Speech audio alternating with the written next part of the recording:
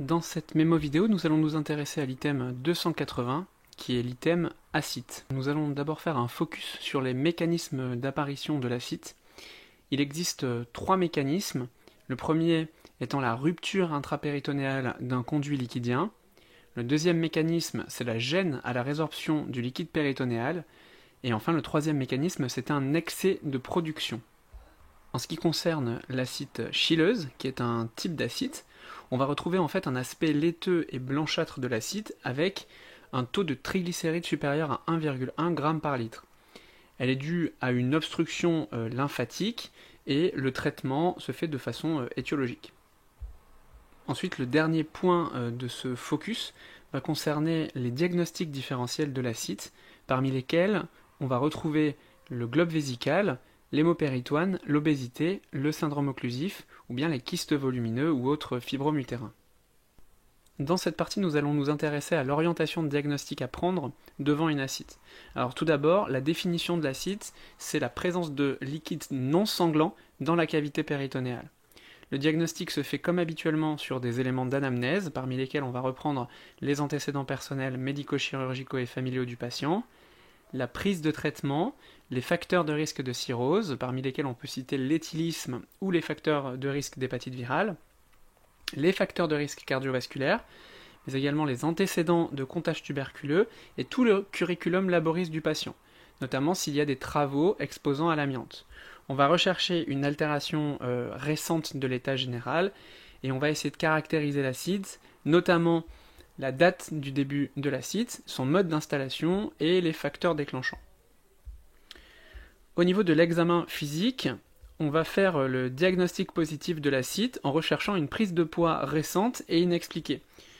On inspecte l'abdomen qui est distendu avec parfois un diastasis des muscles.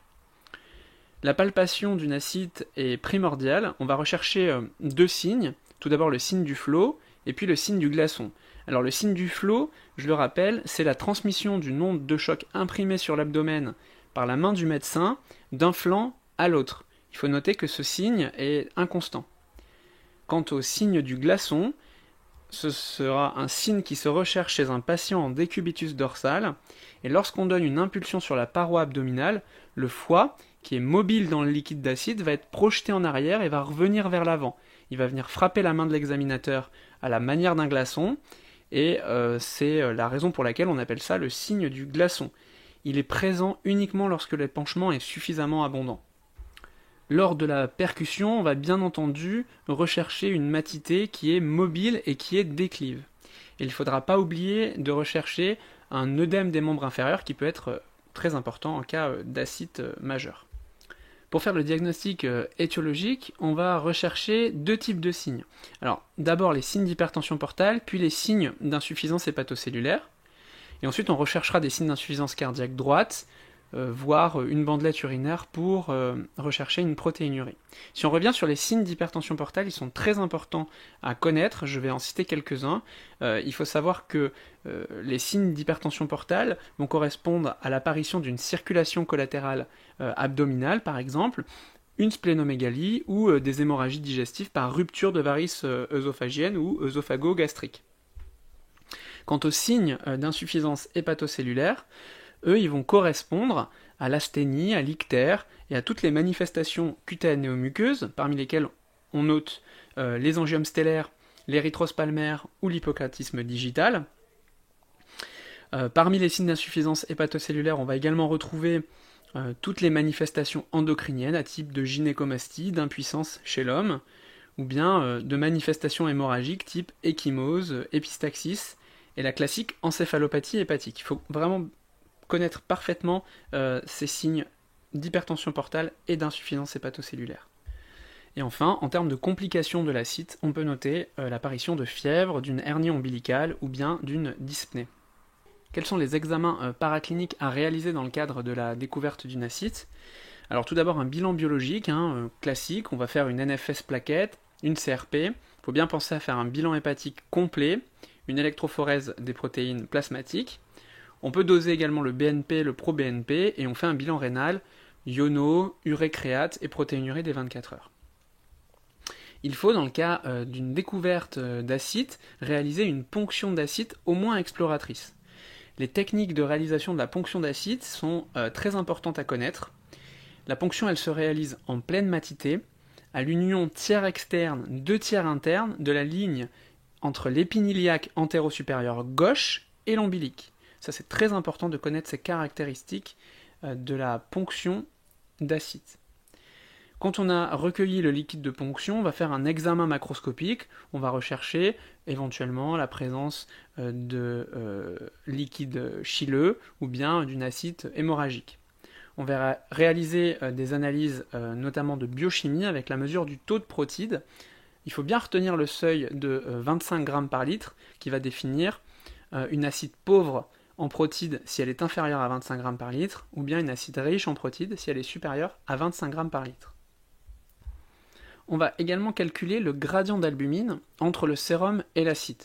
Si ce gradient est supérieur à 11 grammes par litre, c'est très spécifique d'une acide qui est liée à une cirrhose. Ensuite, on réalise comme autre examen une bactériologie et une cytologie, notamment à la recherche de leucocytes ou de cellules malignes. Il faut connaître la définition de l'infection du liquide d'acide qui se définit par la présence de polynucléaires neutrophiles supérieurs à 250 cellules par millimètre cube. C'est une définition à connaître par cœur. On peut, dans le cadre de l'exploration de la ponction d'acide, réaliser un dosage d'hématocrite, et si on a un taux de PNN élevé, ça nous oriente plutôt vers une perforation d'organes creux. Au niveau des imageries à réaliser, le mieux pour sensibiliser l'examen, c'est de réaliser les imageries après la ponction évacuatrice. Et on peut faire 2 types d'imagerie. En première intention, on va faire une échographie Doppler abdominale, parmi lesquelles on va chercher des signes de cirrhose ou de syndrome de Budd-Chiari. On va rechercher également des signes de carcinose péritonéale ou des signes de cancer. Et en deuxième intention, on peut réaliser des imageries en coupe, notamment scan abdominopelvien injecté ou IRM hépatique. Ensuite, au niveau des diagnostics différentiels, il faut éliminer un globe vésical et des kystes volumineux, ovariens, rénaux ou hépatiques. Dans cette partie, nous allons nous intéresser aux différentes étiologies d'acide. Alors pour s'orienter devant ces différentes étiologies, il faut considérer 2 situations. D'une part, l'acide pauvre en protide et d'autre part, l'acide riche en protide. Donc c'est le seuil de 25 grammes par litre de protide qui va vous définir si une acide est pauvre ou est riche. Alors le premier cas de figure, c'est l'acide pauvre en protide, c'est-à-dire avec un taux de protide inférieur à 25 grammes par litre. Et dans ce cas de figure, on peut différencier 2 sous-catégories. La première, c'est le gradient d'albumine entre le sang et l'acide qui est supérieur à 11 grammes par litre. Et la deuxième, c'est le gradient d'albumine entre le sang et l'acide qui est inférieur à 11 grammes par litre. Alors si on se place dans la catégorie d'une acide pauvre en protide avec un gradient albumine sang acide supérieur à 11 grammes par litre, eh bien on va trouver comme principale étiologie la cirrhose. Une autre cause, c'est la thrombospore. La cause principale, c'est la cirrhose et il faut dans ce cas-là rechercher une cause de décompensation de la cirrhose. En général, on a un volume d'acide qui est important, il n'y a pas de douleur abdominale, il n'y a pas de signe obstructif et il n'y a pas de signe d'acide cloisonné. Le deuxième cas de figure, c'est le cas de figure où on est dans une acide pauvre en protide, c'est-à-dire inférieure à 25 grammes par litre, mais avec un gradient albumine sans acide inférieur à 11 grammes par litre. Et dans ce cas-là, on est plutôt dans la catégorie du syndrome néphrotique, et on va retrouver un anasarque global. Donc le deuxième grand cas de figure, c'est le cas où l'acide est riche en protide, c'est-à-dire que le taux de protide se situe au-dessus du seuil de 25 grammes par litre. Dans ce cas-là, on aura un gradient albumine sans acide inférieur à 11 grammes par litre, et la principale cause à rechercher, c'est la carcinose péritonéale. Les caractéristiques de la carcinose péritonéale, c'est qu'on va retrouver un volume d'acide qui est plutôt faible, on peut avoir des douleurs abdominales modérées, et on a des signes obstructifs avec une acide très cloisonnée. Donc il faut bien avoir en tête les 2 tableaux différents, l'acide pauvre en protide et l'acide riche en protide avec les différentes étiologies. On s'intéresse maintenant aux différentes complications de l'acide. Les complications de l'acide, elles sont de 4 types. Le premier type, c'est une complication mécanique qui va entraîner des troubles respiratoires ou bien l'apparition de hernie ombilicale ou d'éventration. Le deuxième type de complications, ce sont les complications infectieuses. On peut avoir une infection spontanée du liquide d'acide, définie toujours de la même manière par un taux de polynucléaire neutrophile supérieur à 250 cellules par millimètre cube, ou bien on peut avoir des infections secondaires.